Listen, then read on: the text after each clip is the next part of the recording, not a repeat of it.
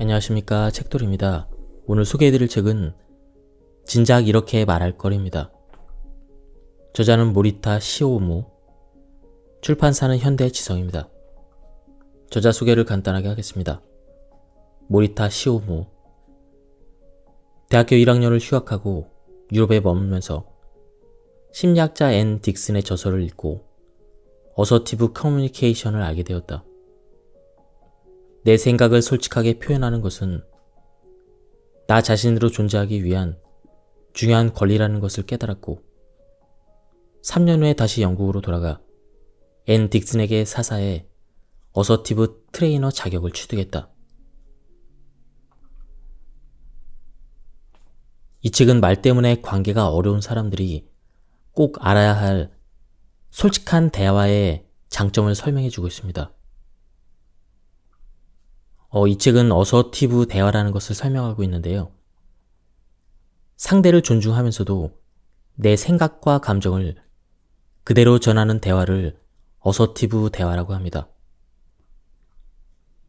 이 책은 어서티브의 관점에서 관계의 문제를 39개의 항목으로 나누어 살피고 있습니다.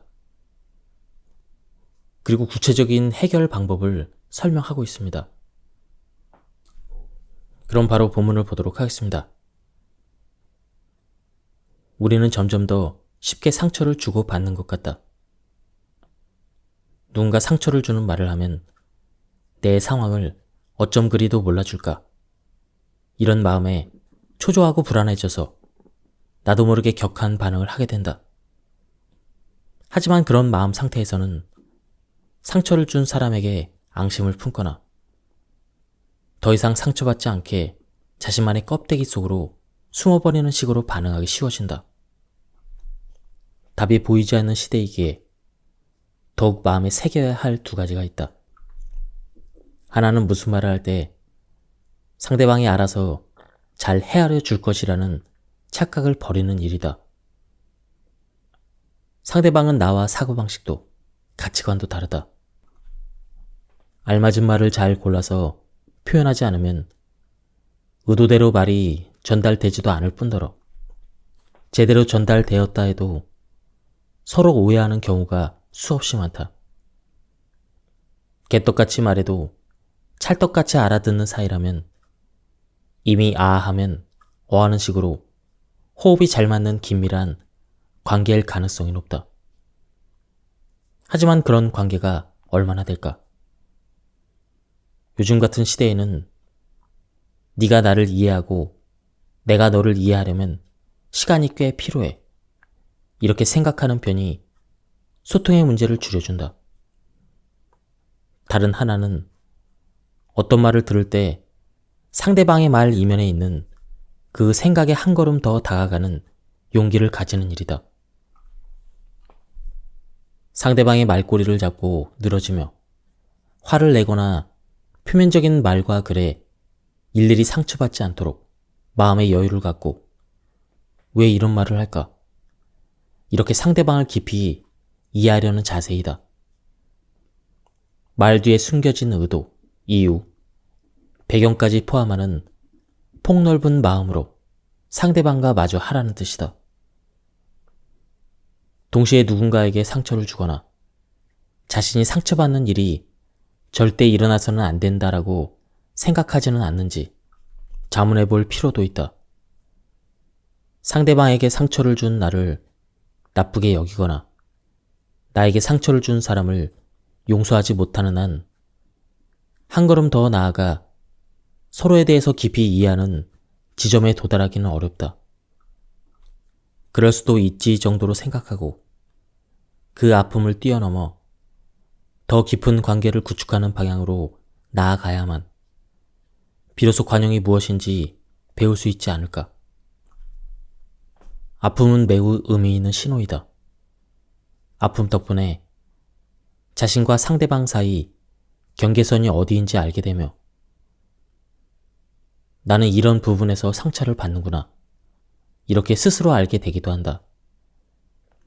상대방의 말이나 태도가 거슬린다면 그 말은 상처가 되니까 하지 말아줬으면 해. 이렇게 솔직하되 존중을 담은 태도로 이야기하자.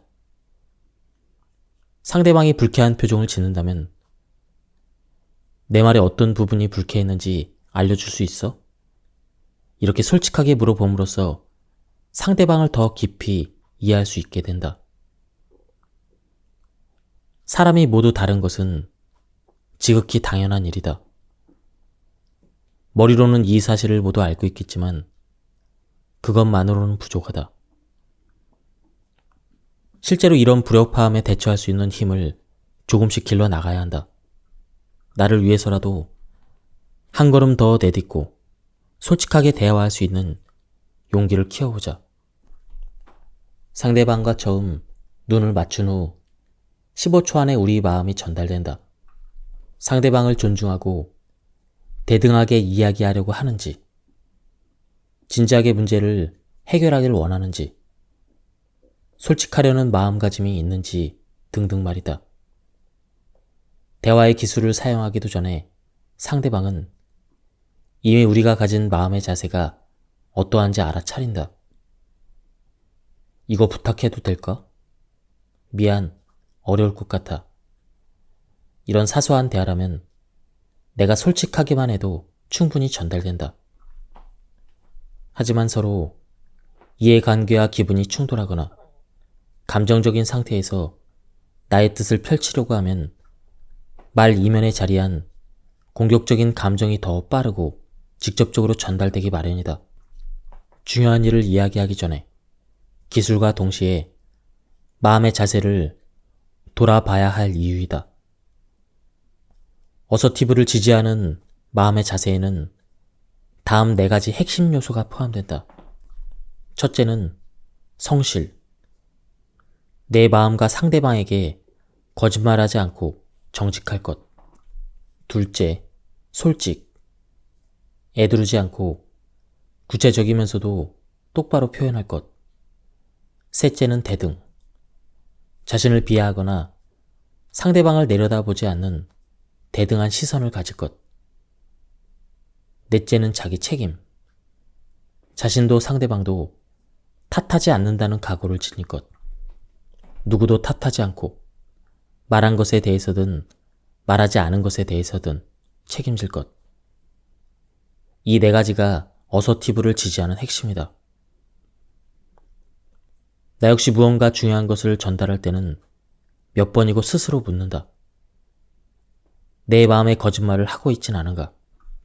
분명하게 말하고 싶은데 이것저것 다른 말을 하느라 빙빙 둘러가고 있진 않은가? 상대방이 갑이라서 자신감 없이 몸을 낮춰 부탁하고 있진 않은가? 반대로 능숙하지 못한 사람에게는 어째서 이 정도도 모르는 걸까? 이렇게 말하며 마음속으로 무시하고 있진 않은가? 그리고 사실은 내게도 책임이 있는데 자존심 때문에 잘못했다라는 말 한마디를 내뱉지 못하는 것은 아닌가? 이런 것들을 되묻다 보면 내가 진정으로 상대방에게 전달하고자 하는 바가 무엇인지, 어떻게 행동해야 할지가 점점 명확해진다. 대화의 기술도 중요하지만 중요한 대화에서는 마음의 자세를 바로잡는 것을 잊지 말자. 성실하고 솔직하게, 그리고 대등하게 이를 되새기며 대화에 임해보길 바란다. 상대방에게 무언가를 전달할 때는 먼저 사람과 문제를 분리해야 한다. 당신 잘못이 아니면 내 잘못이라는 단순한 결론이 아니라 어떻게 해결할까? 이런 자세 말이다. 문제에 대한 책임이 내게도 있을지 모르니 나도 달라지겠다는 유연함과 겸손함을 동시에 갖춘 자세이다. 사람과 문제를 한데 묶어서 생각하면 책임을 누군가에게 씌우려고 궁리하게 된다. 최근 10년 동안 그렇게 생각하는 사람이 더 늘었다. 이런 사고방식에서 벗어나려면 어떻게 해야 할까? 먼저 상대방 나름의 사정과 이유가 있음을 알고 이 사람이 이렇게 행동하는 이유가 무엇일까? 이렇게 상상해본다. 지쳤을 수도 있고 사람을 대하는 법을 잘 모를 수도 있기 때문에 일단 판단을 유보한다. 그리고 잠시 쉬면서 이유가 있다면 알려줄 수 있을까? 이렇게 상대방에게 물어보면 거기서부터 새롭게 대화를 시작할 수가 있다. 다음으로 자신도 문제에 어느 정도 책임이 있음을 인정한다. 설령 상대방이 100% 잘못한 것처럼 보여도 상대방 입장에서 생각해 보면 자신에게도 어느 정도 책임이 있음을 인정할 수 있을 것이다. 실제로 어서티브 기술을 사용해 이야기를 하기 시작하면 많은 사람이 내가 전달하고 싶은 것에 적극 나서다가 상대방 이야기나 사정을 충분히 듣지 못할 때가 있다. 듣기는 하지만 상대방을 정말로 이해하려는 생각으로 듣는 건 아니라고 하는 편이 바른 표현이겠다. 그저 상대방에게 반대 입장을 분명히 전달하기 위해 만발의 준비를 하고 듣는 장면도 드물지 않게 보인다. 그건 그럴지도 모르겠지만 이라며 일단 받아들인 후에 그래도 말입니다. 이렇게 자기 주장을 이어가는 식이다. 여기서 듣기란 분명 자신에게도 이유가 있겠죠. 그 이유를 알려줄 수 있나요? 내가 알지 못하는 어떤 사정이 있는 것 같은데 말해줄 수 있나요? 이렇게 배경까지 알고자 하는 생각으로 진지하게 귀를 기울이는 일이다. 의식하지 않으면 말하기만 신경 쓰다가 이런 부분을 놓치게 된다. 물론 상대가 말하지 않는 부분까지 파고들어 묻는 것은 신뢰가 될 수도 있다. 이 질문에 불쾌해질지도 모른다. 하지만 서로가 주장을 내세우게 된 배경을 진정으로 이해하지 않는 한 납득할 만한 합의점에 도달할 수 없다. 독선적인 주장만 오가다 결국은 누구도 만족할 수 없는 결론에 이른다. 이를 진정한 소통이라 할 수 있을까? 공장에서 일하다 보면 거래처에서 요구하는 납기나 납품량이 벅찰 때도 있는데 상사는 어쩔 수 없이 팀원들에게 전달해야만 한다. 바쁜데 힘들 거라는 건 알지만 그럼에도 부탁해야만 하는 일. 이러한 일이 날마다 빈번하게 발생한다. 수직적인 자세로 이거 해도 이렇게 말하면 간단하겠지만 일방적인 지시가 계속되면 관계는 삐걱거리고 서로가 피폐해진다. 사람의 기분이나 마음을 모른 척하고 지시나 의뢰만 계속하면 협력 관계가 이어지지 않는다. 내가 어떤 회사에서 감탄한 것은 나이가 있는 시간제 직원이나 사원들이 미안해, 고마워, 힘들 텐데 수고해. 이런 말을 자연스레 나누는 모습 때문이었다. 팀으로 일할 때는 다들 수고 많아요. 이렇게 말했다. 서로 자연스럽게 도움을 요청하고 힘든 걸 알지만 해야 할 말을 머뭇거리지 않았다. 더 좋은 제품을 만들고 더 좋은 회사로 키우겠다는 생각에 서로 격려하고 협력하는 일이 자연스럽게 이어졌다. 미안해, 고마워. 이런 말 한마디가 서로 협력하는 관계의 토대를 만들어준다. 그것만이 이유는 아니겠지만 그 회사에서 일하는 사람들은 대부분 근속연수가 길었다. 한번 입사하면 그만두지 않고 오래 근무하면서 자기 회사처럼 생각을 짜내 뛰어난 제품을 만들고 실적도 올렸다. 이름난 기업도 아니고 월급이 많은 것도 아닌데 일하는 사람들의 따뜻하고 화기애애한 분위기에 큰 감명을 받았다. 우리에게는 언제나 불안이 따라다닙니다.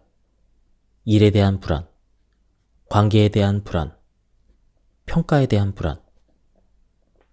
그런 불안을 어떻게 다루느냐가 핵심입니다. 불안을 느낄 때 주위에 휩쓸릴 것 같을 때 내 생각과 감정이 어떤지 살펴보고 앞으로의 행동을 스스로 선택하는 것. 이것이 어서티브입니다.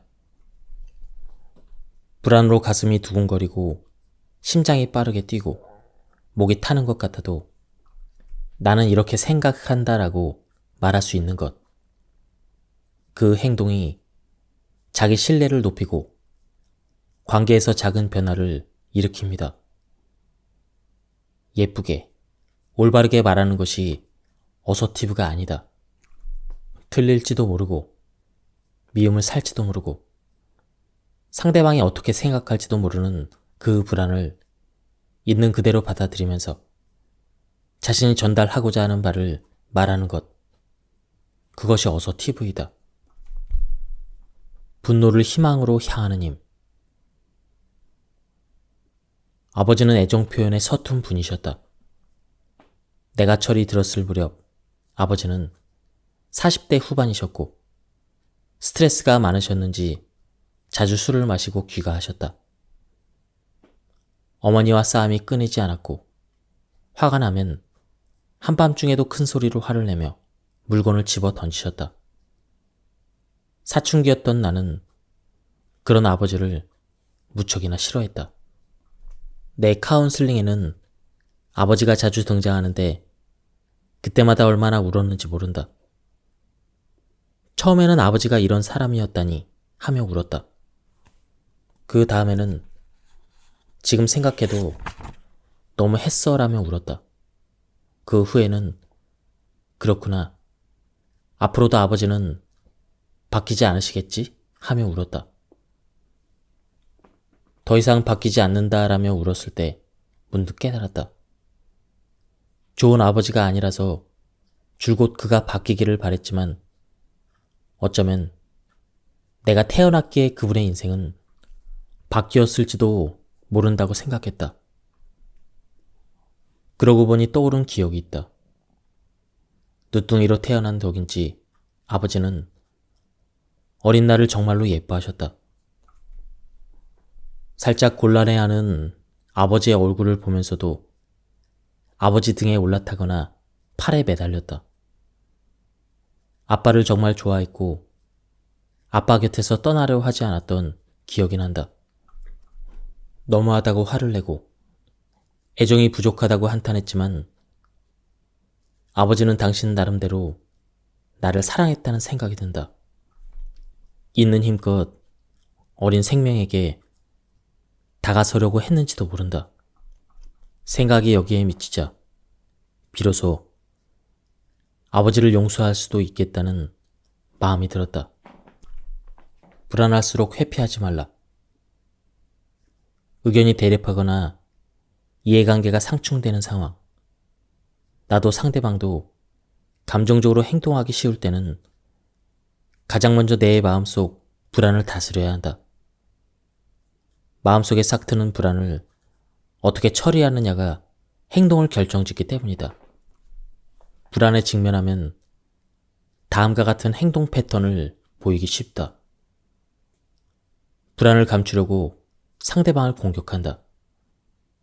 불안에 사로잡혀 입을 닫는다. 불리한 상황에서 겪게 되는 불안한 감정을 분명히 인정하고 행동과 말을 조절하며 자신과 상대방을 탓하지 않는 것이 어서티브한 태도라고 할 수가 있다. 생각해야 할 것은 다음 세 가지다. 상대방을 공격하지 않겠다. 입을 닫지 않겠다. 이렇게 결심한다. 내가 진정으로 바라는 것은 무엇인가? 앞으로 상대와의 관계를 어떻게 하고 싶은가? 이것에 대해서 진지하게 생각한다. 불안한 상황에서도 용기를 갖고 당당하게 마주한다. 꽤 오래전 일이 떠오른다. 심한 장애를 가진 친구가 갑자기 입원을 했다. 그녀의 상태를 본 의사는 친구가 바라는 것과 정반대의 지시를 내렸다. 의사의 고압적이고 일방적인 태도에 대해서 내가 반발하면서 싸움이 날 듯한 분위기가 형성되었다. 그녀의 가족은 침묵을 지키고 있었다. 이때 친구가 올바른 대응을 선택했다. 싸우려 들거나 침묵하지 않고 차분한 목소리로 의사의 얼굴을 보면서 명확한 커뮤니케이션을 취했다. 선생님 생각은 잘 알겠어요. 그런데 저는 뭐뭐를 바라고 있으니 한번 검토해 주시면 안 될까요? 이때 친구의 태도를 지금도 잊을 수가 없다. 전문가인 의사에 비해서 지식이나 정보의 수준이 낮은 불리한 입장이었지만 바라는 것을 명확히 하고 차분하게 이야기를 했다. 그녀의 태도에 의사는 잠시 놀라는 듯 했지만 금세 그녀 곁에 앉아 눈을 맞추었다. 그 결과 둘은 제대로 이야기를 나눌 수가 있었다. 입장은 서로 다를 수 있지만 한 사람으로서는 모두가 대등하다. 그러니 상황적으로 대등해지기 어려운 관계라도 상대방의 입장과 가치관을 존중하고 마음을 다해서 이야기를 하면 인간으로서 대등한 관계가 형성되고 대화의 문이 열린다. 친구의 용기 있는 행동을 통해 이를 배울 수 있었다. 불안할 때일수록 회피하지 말고 자신이 바라는 것에 더욱 정직해질 것. 이러한 자세를 항상 기억했으면 좋겠다. 그 자리에서 보이는 표면적인 행동이나 말을 꼬투리 잡기 시작하면 점차 그 사람과의 관계가 어려워지고 대화를 하기 싫어진다. 상대가 잘못된 행동을 하더라도 우선은 나름의 사정이 있을지도 모른다라고 생각해보면 분노를 누그러뜨릴 수가 있다. 예를 들어 이렇게 생각하는 것이다. 동료에게 말을 걸었는데 반응이 없고 왠지 나를 계속 피하는 것 같다. 이것을 이렇게 생각해 보는 것입니다. 동료는 지금 담당 업무에 대해서 깊이 고민하고 있다. 상사가 내 일에 일일이 간섭을 한다. 이것은 이렇게 생각하는 것입니다. 상사 나름대로 업무를 가르쳐 주려 하고 있다. 다른 부서 사람이 고압적인 태도로 말을 건다. 그 사람은 원래 누구에게나 그런 태도를 보인다. 가족이 쉽게 짜증을 내고 내가 말을 걸어도 무시한다. 오늘은 회사에서 힘든 일이 있어서 피곤하다. 상대방의 행동이나 태도로 내가 피해를 입었다라고 생각하면 화가 나고 상처를 받는다. 하지만 상대방에게 무언가 사정이 있는지도 몰라. 그 사람은 원래 그래. 나한테만 그런 건 아니야. 이렇게 생각하면 분노의 발목 잡히지 않을 수가 있다. 상대방 때문에 화가 났다고 느끼기 시작하면 나는 피해자, 상대방은 가해자가 된다. 자신을 피해자라고 생각하면 누구라도 화가 나는 법이다. 그러니 그렇게 생각하지 말자. 상대방에게는 내가 모르는 사정이 있을 수도 있고 그가 원래 그런 사람이어서 어떻게 할 수 없는 부분일 수도 있다. 상대방이 화를 불러일으킨 게 아니라 내가 상대방의 행동에 그렇게 반응한 것일 뿐이다. 비판에 대응하는 데 있어 중요한 것은 무엇일까? 바로 상대방의 말에 진지하게 귀를 기울이는 것이다. 비판이라는 형태를 띠고 있지만 내가 무언가 전달하고 싶은 메시지가 있을 테니 그것을 이해하려는 자세로 귀를 기울이면 된다. 수용하려는 자세만 있으면 절반은 성공한 셈이다. 그런 자세를 갖고 상대방이 전하는 핵심 메시지를 이해해보면 문제는 의외로 쉽게 해결된다. 상대방의 비판에 방어적인 태도를 보이거나 그건 그렇지만 그러는 당신은 어떤데? 이렇게 반격하는 것은 감정적인 대응이다. 그러니 우선은 한 호흡을 쉬고 그렇구나. 듣고 보니 일리가 있네. 이렇게 말해보자. 수용은 반드시 동의한다는 의미가 아니다. 상대방이 던진 비판이라는 공을 받는 것 정도로 생각하면 된다. 가급적 상대방의 얼굴을 바라보면서 차분한 어조로 이야기하도록 하자. 비판을 받아들이는 것이 쉬운 일이 아니므로 사소한 비판을 수용하는 경험을 쌓으며 익숙해지는 것이 좋다. 비판은 받아들이기에 따라 내가 성장하는 계기가 되기도 한다. 나에 대한 관심과 기대, 그리고 깊이 나를 이해하고자 하는 마음의 표현이라고 생각하면 비판을 받아들이는 마음도 달라진다. 누군가에게 화가 나서 한마디 해줘야겠다고 생각이 들 때 자기 안에 몇 가지 노란 깃발을 세워두면 공격적인 말을 피할 수가 있다. 내가 주의하는 것은 다음 세 가지다. 첫째, 입을 열기 전에 나 자신에게 솔직하게 물어보자. 이 말을 하고 싶은 이유가 무엇인가? 상대방에게 잘못을 인정하게 하고 나의 정당성을 증명하고 싶은가? 개운한 기분을 느끼고 싶어서가 주된 이유라면 일단은 말하지 않고 기다리는 것이 좋다. 이런 태도로 말하기를 시작하면 누가 옳고 그른가를 따지는 싸움이 되어 서로 이해하고 수용하는 일이 어려워질 수가 있다. 적어도 싸움터에서 내려올 만큼 진정될 때까지는 기다려야 한다. 둘째, 머릿속에 당신 때문이잖아. 너 때문에 곤란해졌어. 이렇게 상대방을 탓하는 말로 가득 차 있다면 멈춰서서 자신에게 물어보자. 정말 상대의 행동 때문에 곤란해졌는가? 서로 정말로 문제가 되고 있는 건가? 이렇게 상대방이 아니라 진짜 문제에 대해서 생각해 보는 것이다. 머릿속에서 네가 문제야 라고 생각하려 한 상대방은 공격의 화살이 자신에게 향해 있음을 느끼고 마음의 문을 열지 않는다. 마음이 닫힌 상태에서는 진정한 대화가 불가능하다. 주의를 주고 비판하는 목적은 문제에 대해서 이야기하고 함께 해결하기 위해서이다.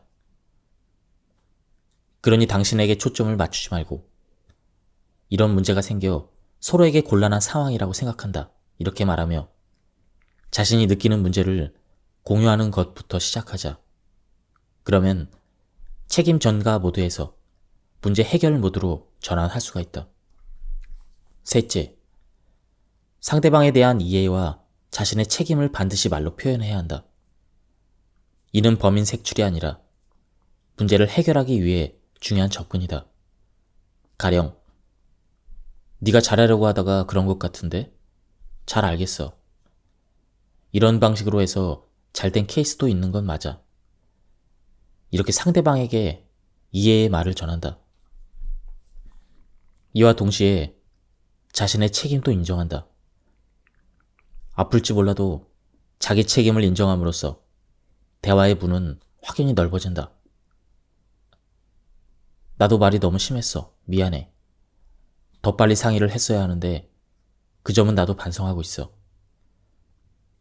비판은 사람을 공격하기 위한 것이 아니라 문제를 함께 해결하기 위한 계기에 불과하다.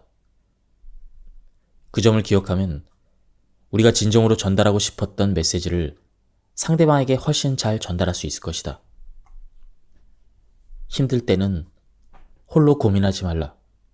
힘들어지면 서둘러 상의하라. 평소 마음을 터놓을 수 있는 관계를 만들어 두어라. 이렇게 마음의 준비를 하고 있으면 예상치 못한 일에 발목을 잡혀도 커다란 실패로 수렁에 빠져도 분명 다시 일어설 수가 있다. 어서티브하다는 것은 힘들 때도 아무렇지 않은 척하며 애쓰라는 것이 아니다. 힘들 때도 있고 괴로울 때도 있다.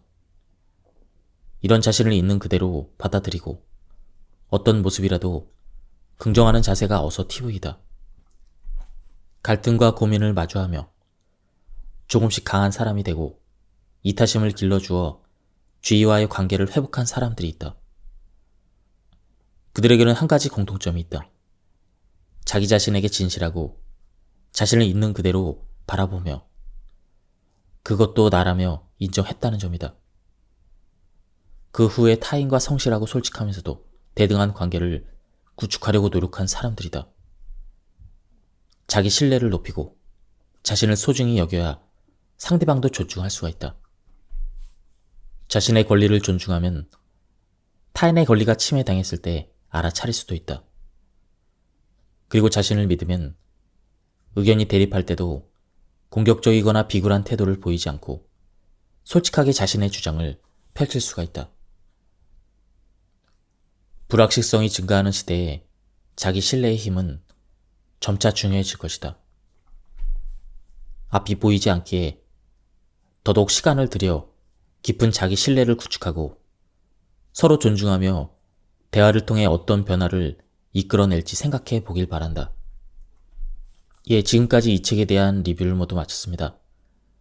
이 책은 간결하면서도 가독성이 굉장히 좋았고 대화를 할 때 상대방의 입장을 좀 더 고려할 수 있는 그런 방안이 나와서 좋았습니다.